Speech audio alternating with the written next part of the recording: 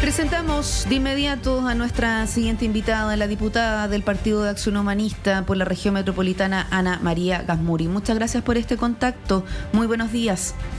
Muy buenos días, Diana.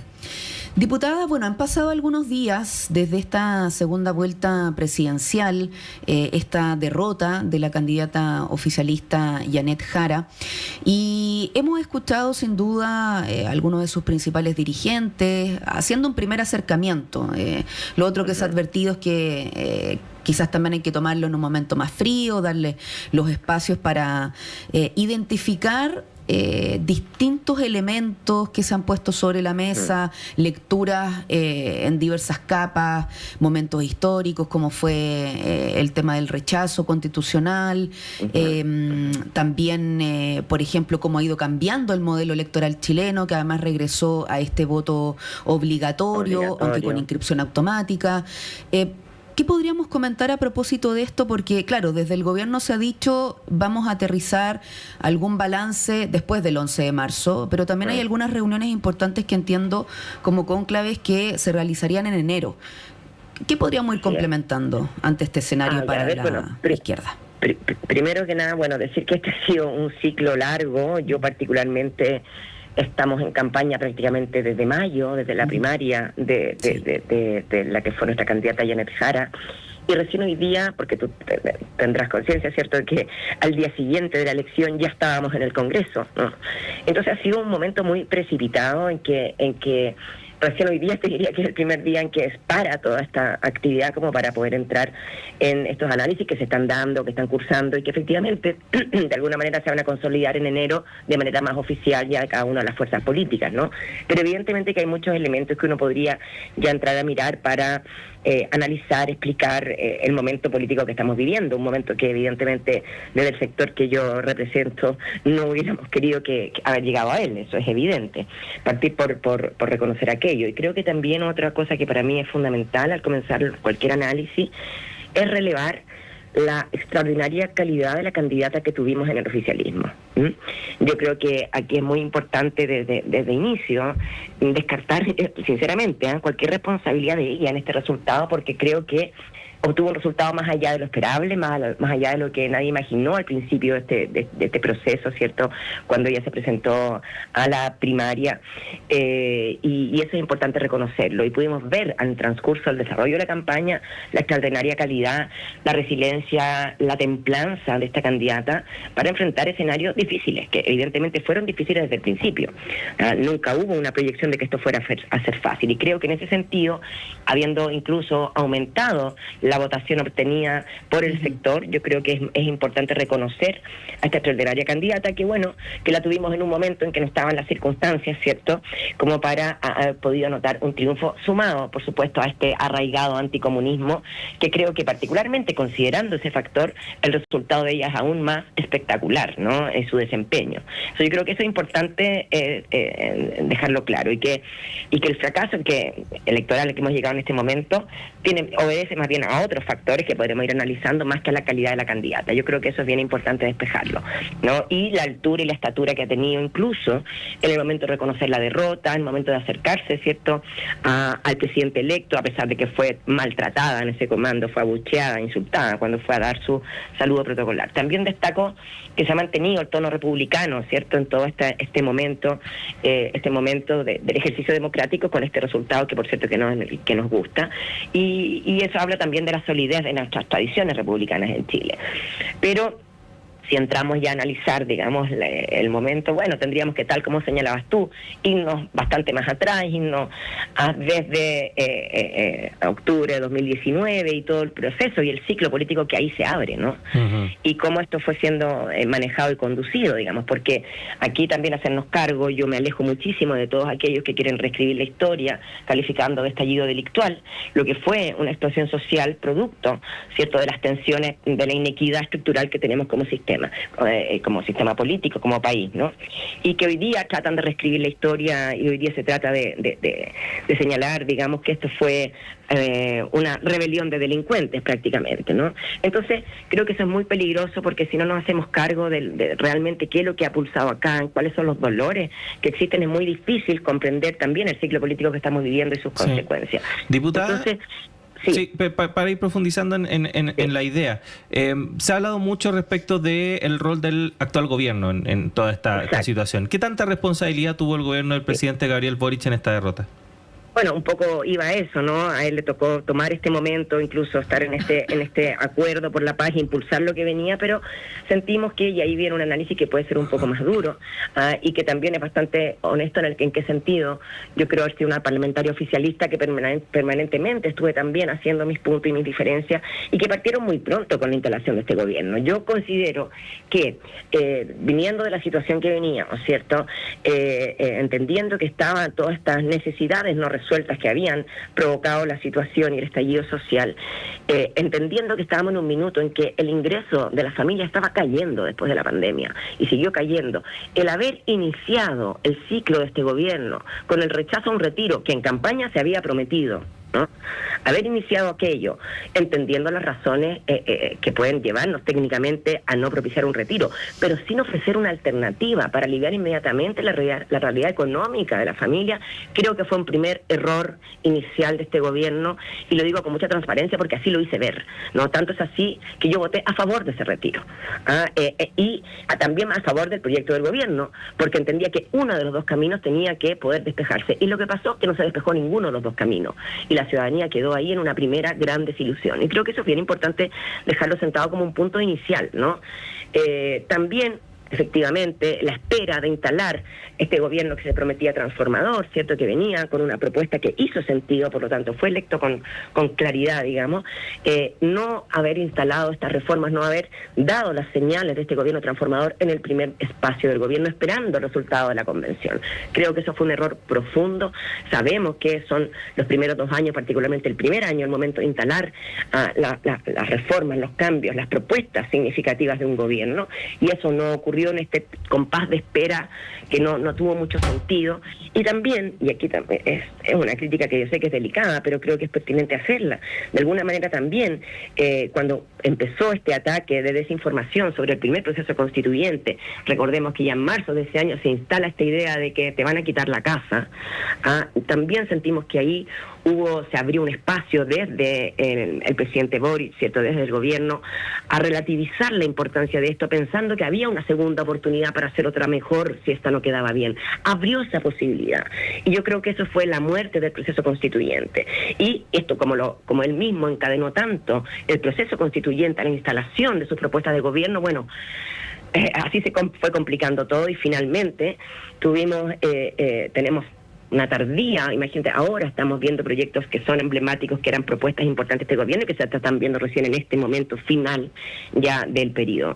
Entonces yo creo que sí son errores importantes, y en ese sentido probablemente una frase que hemos escuchado de la presidenta de México, a la cual yo admiro mucho, cuando hablaban de la posibilidad de que a ellos les pasara algo así, ¿cierto?, que era un avance de la ultraderecha, bueno, ella responde que no, que eso no es posible porque estamos cumpliendo y no hemos traicionado lo que nos comprometemos. Yo creo que si eso lo trasladamos de alguna manera a la realidad nuestra, creo que sí hubo una traición a algunos compromisos que fueron los que despertaron la esperanza en los votantes y que llevaron al presidente Boric al triunfo. Esa es como una primera mirada, digamos, ¿no?, de las razones que generan este escenario, este contexto, para que hoy día, de manera democrática, que nadie podría cuestionarlo, tenemos a la ultraderecha instalada en el poder en Chile, ¿no? Entonces, más allá de reconocer que todo el proceso ha sido absolutamente democrático y nadie va a cuestionarlo, lo que no podemos dejar de mirar es de que, a pesar de aquello, quien es hoy día nuestro presidente electo sigue siendo una persona que avala la dictadura, que avala la figura de Pinochet. O sea, ese es un dato de la causa que no podemos obviarlo, a pesar de que todo el proceso ha sido absolutamente democrático. Diputada, quería mencionarlo para sumar más que nada al diálogo. Ayer acá en el panel político bueno, que tenemos todos los días, se sumó el académico, investigador de la Facultad de Filosofía y Humanidades de nuestra Casa de Estudios de la Universidad de Chile, Rodrigo Carmi, y él, una de las conversaciones que compartía en este diálogo, decía: la derecha o las derechas, bueno, representada en CAS, principalmente en la segunda vuelta, que es cuando ya todos los otros partidos lo apoyan de su sector, que hablan de tener claro un discurso, que decían recuperar Chile. ¿Y qué significaba eso? Sabemos que es una lectura abierta hasta hoy de qué es lo que podría significar eso. Pero, ¿qué podría usted complementar a propósito de esto? Porque, claro, hubo momentos importantes, mencionábamos la instancia constituyente, que fue el plebiscito 2020, que además también fue con este voto voluntario, que era un momento importante para Chile, participa un 51%, incluso en la elección del 2021, que fue la primera vuelta, 47%, y la segunda, que era la disputa Boric-Kast, un 56%, y ahora con un modelo de voto obligatorio. Claro, ¿qué pasa con esa lectura de quienes se sumaban a este tipo de procesos democráticos que antes no se habían sentido convocados? Ahí le doy la palabra, como un elemento más, de todas maneras. Sí, claro, no, y por supuesto que es un elemento importantísimo. Nosotros desde el humanismo nunca hemos estado a favor del voto obligatorio. De hecho, nosotros no votamos a favor del voto obligatorio, porque creemos profundamente en la libertad de las personas, y que y es desde esa libertad que hay que convocarlos, digamos, a hacerse parte de los procesos políticos. Pero eso, bueno, nuestra mirada perdió, digamos, fue una mirada minoritaria. Ahora, por supuesto que si pensamos en un escenario de voto obligatorio, eso tiene que estar acompañado, sí o sí, de educación cívica, de una cierta politización de la población, que es lo que finalmente, y que hoy día podemos leer incluso como un triunfo postrero de la dictadura, esta despolitización de la población, ¿no?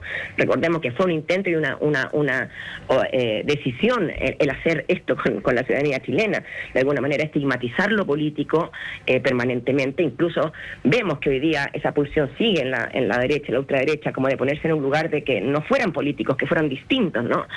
Porque se ha estigmatizado lo político, y creo que eso obviamente despolitizó a la ciudadanía, sumado a lo que es nuestro modelo, que fomenta el individualismo, ¿cierto?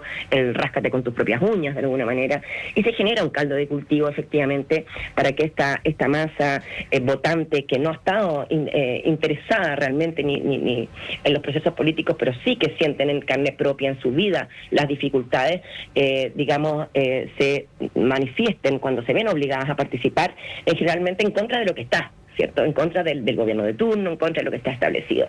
Y sabemos que la derecha, la ultraderecha, sabe hablarle a esa población más despolitizada de una manera más asertiva, apuntando a sus emociones. Y eso es un hecho de la causa y que hay que saber observarlo, ¿no? Entonces creo que fue muy complejo, creo que fue un error empujar el voto obligatorio sin acompañar los procesos formativos y de formación ciudadana, educación cívica, que corresponden para que sean ciudadanos informados, conscientes de las decisiones que están tomando, y no que se han capturado en esta pulsión entre el miedo y la esperanza, digamos, ¿no? Que creo que de alguna manera es lo que ha pasado aquí hoy día. Y cuando hablamos de gobierno de emergencia, yo creo que es re importante el analizar un poquitito eso, porque cuando nos referimos a una emergencia, entendemos que por naturaleza una emergencia es transitoria, ¿no? Obedece a un momento. Y yo siento que de ninguna manera Chile es el país que se cae a pedazos, que nos trataron de caracterizar y nos machacaron insistentemente en la campaña. De tal manera, sabemos cómo funciona la repetición, que se instala esta idea de que es un país que se cae a pedazos cuando ninguna cifra seriamente nos indica aquello, en absoluto.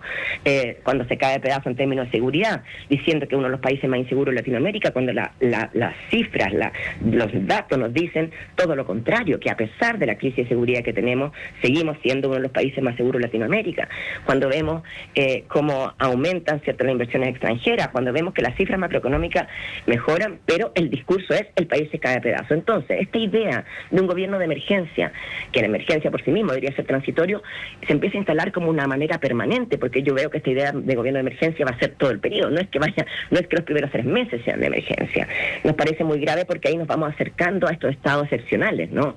En que si estamos si aceptamos la tesis de que estamos en un gobierno de emergencia, ¿cierto? Bueno, podemos avanzar hacia estados de excepción que permiten abordar estas emergencias, pero cuando eso se transforma en política estable, la verdad es que empezamos con estas democracias tuteladas de alguna manera que empiezan a caminar hacia los caminos del autoritarismo. Entonces creo que es muy complejo esta definición que se ha hecho del Estado de Chile, de la situación en que se encuentra Chile, porque es totalmente alejada de la realidad para instalar esta consigna peligrosa de un gobierno de emergencia. Nos queda un par de minutos, diputada, pero rápidamente, ¿cómo debería actuar la oposición en este periodo, sobre todo en un Congreso tan adverso como el que se presenta a priori?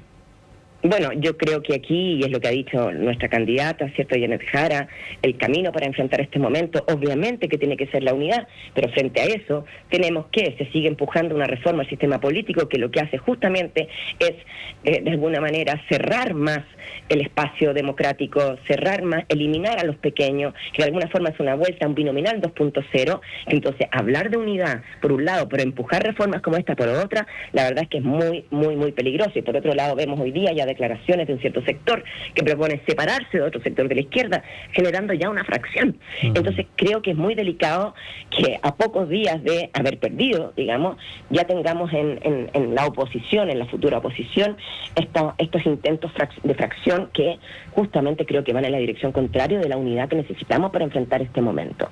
Entonces me parece preocupante las señales que se están dando. Creo que han llegado a acuerdo incluso con el Partido Republicano, el Partido Socialista, el mismo gobierno, para empujar esta reforma al partido político que, insisto, viene a ser un binominal 2.0.